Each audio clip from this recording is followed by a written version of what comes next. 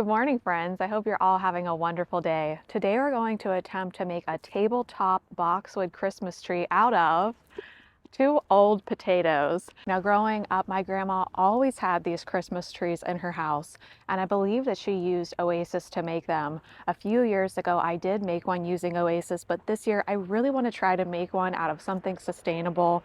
And I've seen people do kissing balls with potatoes, so I thought, why not use a flower frog, two old potatoes, and a landscape staple, and see if we can create a boxwood tabletop Christmas tree with these compostable and reusable products. So I have us all set up in the garden library, so let's head in there and try to make one of these.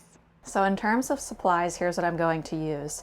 I have this really old floral frog. I'm going to use that as the base. Then I have two potatoes, and I already had these around the house. So just kind of a medium to large potato and a smaller one. I'm going to push this first potato into my flower frog. Then I'm going to take this landscape staple, push it into my smaller potato, through the entire potato so it looks like this. And then I'm going to push that staple into my larger potato. And so I'm thinking that this is our base. This is basically our oasis. I think eventually I would like to set this in this old urn, but we'll have to see how the scale is after we make it. And then I have a basket of boxwood here that I cut this morning. From making these in the past, the number one thing I remember is that it takes way more boxwood than you think you'll need.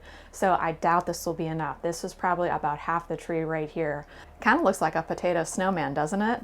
So we're going to take some boxwood that I cut from the instant hedge out in the front, and I'm just going to find a really nice branching piece for the top of my tree.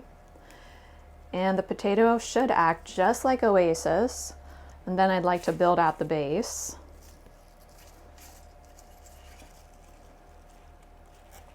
This is working out even better than I expected. The stems are going right in. Now, growing up, when I made these tabletop trees with my grandma, we would decorate them with berries and bows. I feel like we would usually use fake berries for this. I think I might just do plain boxwood because I have so many amaryllis in the house right now. We're kind of on a floral overload. I was trying to do some research on when these trees became popular, and I really came up short. It said the early 20th century, but I really couldn't find any old pictures of them. It helps if you take the bottom leaves off. Then you have a nice sharp stem to insert into the potato. And honestly, friends, having made one of these with Oasis before, the potato surprisingly works better than the Oasis. So just another great reason to go ahead and try using a potato this holiday season.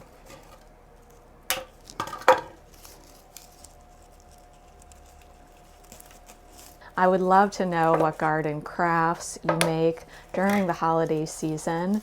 Do you have any fond memories with loved ones gathering things from the garden and creating ornaments or Christmas trees? Maybe you have something unique and special to share with all of us. I would just love to read the comments section. I'd also love to know if you grow anything specifically for holiday crafting.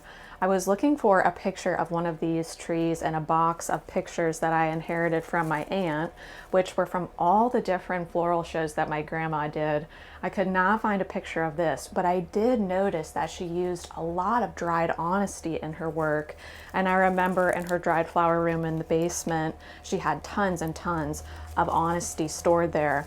I haven't grown honesty I don't know, maybe in 10 years, and when I grew it, I was not very successful. So that's something I want to try again this year. So if there's anything you grow specifically for holiday crafting, I would love to hear about that in the comments below.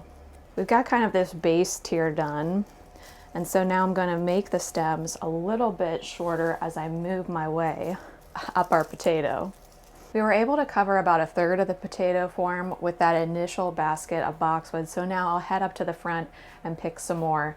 It kind of looks like a ballerina potato now. Grace has come to help us, right, Grace?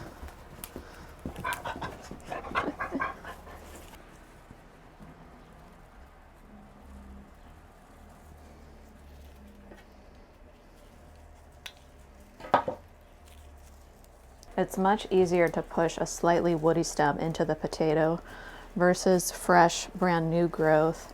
So this one is so much harder to push into the potato versus this one. This one goes right in. This one just kind of bends. Now that I've got the general shape that I want, I'm just going to trim it back ever so slightly. I don't want it to have the look of a boxwood tree topiary.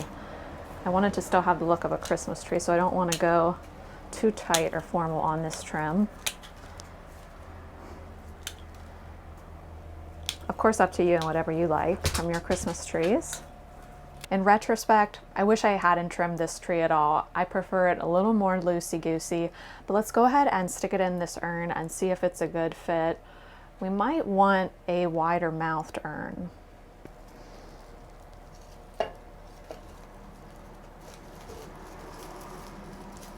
Oh no, I think it looks pretty good. Even though this is really beautiful, it's not quite my style, and mainly it's not nostalgic for me anymore to have it in this urn, because when I used to make them with my grandma, we made them in these round bowls. They were plastic bowls, probably made by the Oasis company, that you would just stick the Oasis right in. And so the tree was just set on a platter or on the table itself. This is a little too formal for my taste, but I did want to see if it worked or not, and it does. I do not think you can tell there are two wonky looking snowman ballerina potatoes hiding underneath all that boxwood. Now I could put it over here at the mocktail bar, and I need to restock the mocktail bar, but growing up they were in the living room. I think I want to take it out of the urn and see if I like the look of that better. I think I'll just leave it there for now. When we were working in the library together, I got a package that I have been waiting for about 2 weeks. Now, this is another Christmas memory from my grandma's house that I might have mentioned many years ago. Well, I finally found this on eBay. I spent the money on it, and I'm just crossing my fingers that it still works, because you can't return this. Well, they definitely packaged it well. Here it is, Mr. Christmas Holiday Innovation Bells of Christmas from, I believe, 1990. So let's open it up.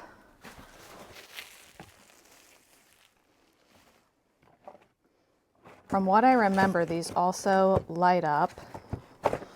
Oh, I just hope they work.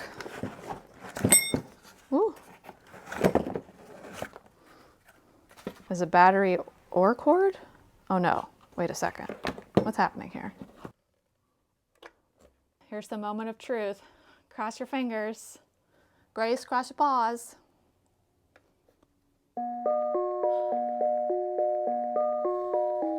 They work.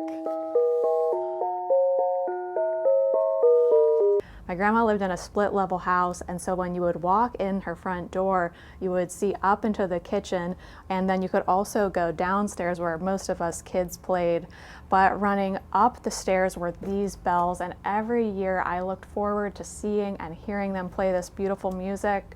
I looked forward to pressing the button. I can remember pressing the button as a little 7, 8, 9-year-old girl, and now I'm going to hang these either on our staircase going upstairs, or maybe even on the mantle.